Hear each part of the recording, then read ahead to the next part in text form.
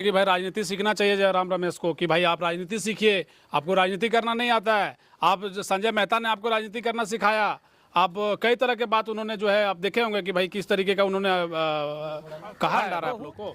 हम लोग को चाइना से नहीं आ रहा है, लेकिन मनीष सियार को पाकिस्तान से फंडिंग आता होगा। ये तो हम भी दावा के साथ कह समय में इस प्रकार के जो इनको जो बोल दिया ये पत्रकार व्यक्ति मनीष कश्यप, इसको बोलने का कोई ढंग नहीं है। जो बोलता है कि चाइना से पैसा आ गया, जो बोलता है कहाँ से फंडिंग हो, राजनीति सिखाना चाहते हैं। आप राजनीति सीखिए ना। आप तो जाके अपना कलम और कैमरा जाके भाजपा के चरणों में सौंप दिए हैं कि मुझे विधायक और एमपी बना दीजिए।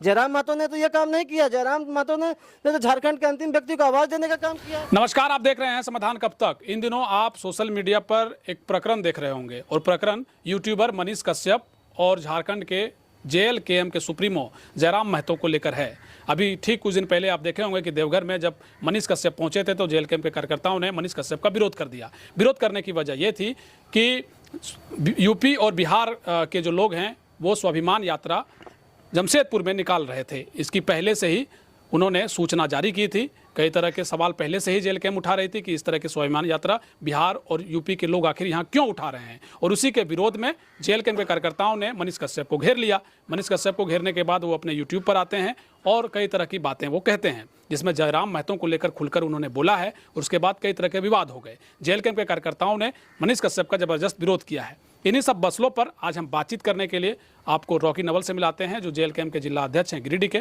क्या कुछ इनका कहना है, सीधा इनसे जुड़ते हैं। बहुत स्वागत है आपका रॉकी नवल जी। आपका और आपकी पूरी टीम का स्वागत और जोहार। मनीष कश्यप यूट्यूबर हैं, उन्होंने जयराम रमेश कह के संबोधित किया है एक तरीके से अपने चैनल पर। उन्होंने कहा है कि भाई आपको राजनीति सीखनी चाहिए, तुम्हारा सब धागा खोल देंगे, तुमको राजनीति नहीं आती है। तुमको संजय मेहता का भी जिक्र उन्होंने किया कि भाई JB केसेस को उसने बनाया। कई तरह के आरोप मनीष कश्यप ने लगाए हैं। आप क्या मानते हैं? सबसे पहली बात है कि किसी भी एक युवा को, जो उभरता हुआ युवा है, उसको दूसरे युवा को कम से कम सम्मान करना चाहिए था। लेकिन मनीष कश्यप मुझे लगता है कहीं ना कहीं एक बिका हुआ व्यक्ति है। एक मनीष कश्यप नहीं, ये मनीष सियार है। जिस प्रकार इसका जो यात्रा था वो गैर वाजिब यात्रा था, और हमारे लोग जो बिहार और यूपी के लोग स्वाभिमान यात्रा निकाल रहे थे, इसमें आपत्ति क्या है JLKM? आपत्ति यह है कि जो झारखंड है शोषण का इतिहास है झारखंड। ठीक है, शोषण का इतिहास है तो अपना आवाज उठाइए ना। तो स्वाभिमान यात्रा निकालने में क्या दिक्कत है बिहार और यूपी के लोग? बात झारखंड में आके आप नियोजन की बात करोगे बिहारियों के लिए, झारखंड में आके आप हक की सरकारी नौकरी में बात करोगे बंगालियों के लिए, झारखंड में आके आप ऊंचे ऊंचे पद देना चाहोगे बंगालियों को, बिहारियों को, यूपी वालों को, राजस्थानियों को, तो ये नहीं चलेगा। यहाँ का युवा जाग चुका है। अब इसी क्रम में अगर कोई व्यक्ति यहाँ पे आके झारखंडियों को चिढ़ाना चाहता हो, झारखंडियों को नीचा दिखाना चाहता हो, और इस प्रकार का कोई षड्यंत्र रच रहा हो, अगर इसका विरोध किया जा रहा है तो उचित विरोध है। और इस उचित विरोध मारने लगेगा। जैसे खाना खाने के लिए वो होटल में बैठे थे, चारों तरफ से लोग उनको घेर लिए। ये कहाँ तक सही? मारना नहीं है, बहिष्कार करना ही मारना हो जाता है। पहले जब ये लोग आते थे बाहरी लोग, तो कौन सा इनका कोई साम्राज्य रहता था? कौन सा ये अपना गांव और देहात की जमीन बेच के यहाँ पूंजी लगा के बैठे हुए हैं? सब तो यहाँ खाली हाथ आए थे ना। तो झारखंड के लोगों ने इन्हें सम्मान तो दिया है ना। लेकिन अब जब झारखंड की आवाज उठती है तो बाहरी लोग इनके सम्मान के साथ समझौता क्यों नहीं करते हैं? क्यों नहीं बोलते कि अब झारखंडियों को उनका हक मिलना चाहिए? अब जब झारखंडी अपना हक मांगने लगे, झारखंडी अपना आवाज बुलंद करने लगे, तो इन लोगों को पसंद नहीं आता है। और ऐसे ऐसे मनीष सियार जैसे लोगों को यह पैसा से खरीद कर उल जलूल बुलवाते हैं, जिससे हम लोग और एकजुट हो जाएंगे। और आने वाले समय में इस प्रकार के जो इनको जो बोल दिए ये पत्रकार व्यक्ति मनीष कश्यप, इसको बोलने का कोई ढंग नहीं है। जो बोलता है कि चाइना से पैसा आ गया, जो बोलता है कहाँ से फंडिंग होता है, फंड आ रहा है आप लोग को। हम लोग को चाइना से नहीं आ रहा है, लेकिन मनीष सियार को पाकिस्तान से फंडिंग आता होगा। ये तो हम भी दावा के साथ कह सकते हैं ना कि अगर आप हम पे आरोप लगाते कि आप चाइना से पैसा नहीं आए, तो आप जो यूट्यूब चला रहे थे, जो मोबाइल फोन खरीद रहे थे, और जो गाड़ी में पेट्रोल भरा रहे थे, आपको पाकिस्तान से और क्या बोलते हैं अफगानिस्तान से पैसा आ रहा होगा। तो ये सब बोलने वाली बात है। मुझे लगता है कहीं ना कहीं उनके अंदर संस्कार की कमी है। उनके माँ बाप ने जो उन्हें संस्कार दिया है, सब दूसरों पर आरोप लगाने वाला संस्कार दिया है। और मनीष सियार को मैं कहना चाहूँगा कि कम से कम किसी व्यक्ति पे आरोप लगाने से पहले ऐसा भी हद आप पार मत कर दीजिए कि उससे जब आंख मिलाना हो तो आपका आंख नीचे चला जाए। तो वो बोलते हैं कि भाई राजनीति सीखना चाहिए जयराम रमेश को कि भाई आप राजनीति सीखिए, आपको राजनीति करना नहीं आता है। आप संजय मेहता ने आपको राजनीति करना सिखाया। आप कई तरह के बात उन्होंने जो है आप देखे होंगे कि भाई किस तरीके का उन्होंने कहा है बात। बहुत देखिए, मैंने सुना मनीष कश्यप जो है वो, मुझे लगता है कि बिका हुआ व्यक्ति, जिस प्रकार से किसी व्यक्ति को सुपारी दे दिया जाता है ना, कि आपको सुपारी लेना और किसी का जाके इनकाउंटर कर देना है, उस प्रकार से नीचा हरकत कर रहा था। अरे संजय मेहता का बात हमारी पार्टी का बात है। भाजपा में कई लोग पार्टी छोड़ते हैं, जेएमएम में कई लोग पार्टी छोड़ते हैं। इसका मतलब ये थोड़ी ना है कि पार्टी खत्म हो जाएगी। और रहा बात कि वो राजनीति सिखाना चाहते हैं, आप राजनीति सीखिए ना। आप तो जाके अपना कलम और कैमरा जाके भाजपा के चरणों में सौंप दिए हैं कि मुझे विधायक और एमपी बना दीजिए। जयराम महतो ने तो ये काम नहीं किया। जयराम महतो ने तो झारखंड के अंतिम व्यक्ति को आवाज देने का काम किया है। झारखंड जयराम महतो ने कहा कि मैं भाजपा आंसू या जेएमएम के साथ समझौता कर लूंगा। वो तो अपनी एक तस्वीर भी, एक मनीष कश्यप का तस्वीर भी जो है उसी समय जेएलके के कार्यकर्ता डाल रहे थे, उसमें निशिकांत दुबे नजर आ रहे थे, असम के सीएम हेमंता बिस्वा शर्मा नजर आ रहे थे। तो आपको क्या लग रहा, पूरा प्रोपगेंडा है क्या कि मनीष कश्यप को एकदम काउंटर करने के लिए बोला गया? और एक जो बड़ा सवाल है, मनीष कश्यप कहते हैं कि भाई हम आपका नाम अगर ले लेंगे तो आप जो है सो वायरल हो जाइएगा, जयराम महतो को कहते हैं। यही फालतू बात है। मुझे लगता है गांजा पी के बोल रहे होंगे सियार आदमी व्यक्ति, इसका कोई अस्तित्व है जी? जयराम महतो का नाम ले लेगा मनीष कश्यप तो मनीष कश्यप ना रिलेटेड हो जाएगा। आज जयराम महतो समाज के अंतिम पायदान पर बैठा हुआ अंतिम व्यक्ति का आवाज है, और मनीष कश्यप किसी का आवाज नहीं है। मनीष कश्यप एक बिका हुआ व्यक्ति है जो भाजपा के गोद में बैठकर आज जयराम महतो को बदनाम करने का इच्छा रखता है। लेकिन ये कहीं ना कहीं ये जो षड्यंत्र है बहुत ओछा षड्यंत्र है। मुझे लगता है भाजपा और जेएमएम है, इनको आपस में लड़ना चाहिए, फरियाना चाहिए।